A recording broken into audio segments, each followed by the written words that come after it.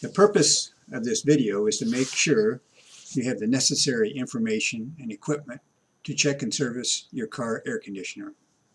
I've looked at quite a few YouTube videos that show you how to service your car AC, but none of them knew what the low and high pressure limits were. I'm not a service technician, I just want to know how to service my car air conditioner. All of them showed you how to hook up the hoses and put Freon into the system, but not one of them told you how to prevent letting air into your system or how to determine the correct high and low pressure side values. I spent numerous hours investigating the technical data on charging a car air conditioner system. I present them for your consideration and hope they will help you clarify what the actual technical limits of the charging process really are, and hopefully not damage your system.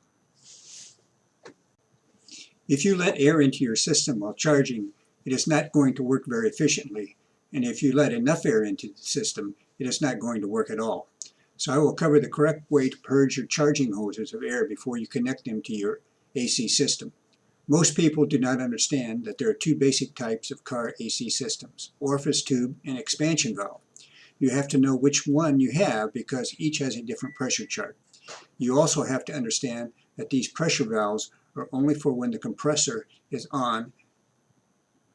Pressure values are only for when the compressor is on and at a specific ambient temperature. The last thing you need to capture is the outside air temperature the car is in, so let's review this.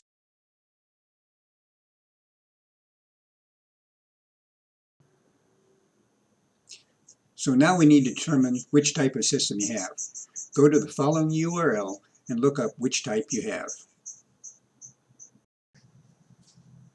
Now that you know what type of system you have, then select the appropriate chart.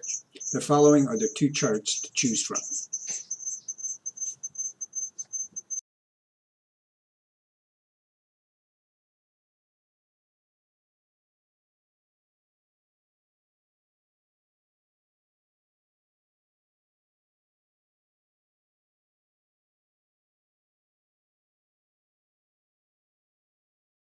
You now have enough information to determine if your AC system needs Freon or other service. If your low side blue pressure values are below the chart values, then you probably need to add Freon to bring them within limits. Do not overfill your system. If your low pressure side is too high and or the high side pressures are out of limits, then you probably need to take your car to someone who knows what they are doing. Okay, so let's look at our hose set. I'm not going to talk about how to connect these hoses to your car, as all the other videos on YouTube cover that quite well.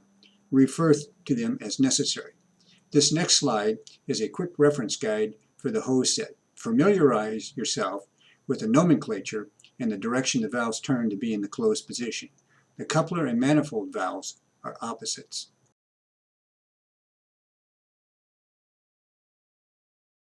The first thing we want to do is check if the AC system is within limits. The following picture shows the gauge PSI arcs.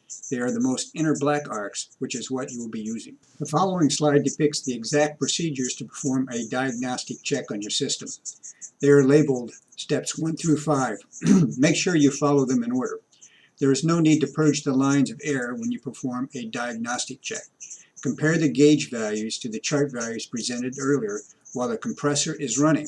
If you need to add Freon because the suction pressure is low, make sure you complete all the diagnostic steps before proceeding to the charging steps. You must purge the yellow and blue lines of air before you proceed with charging. The following are the purging steps.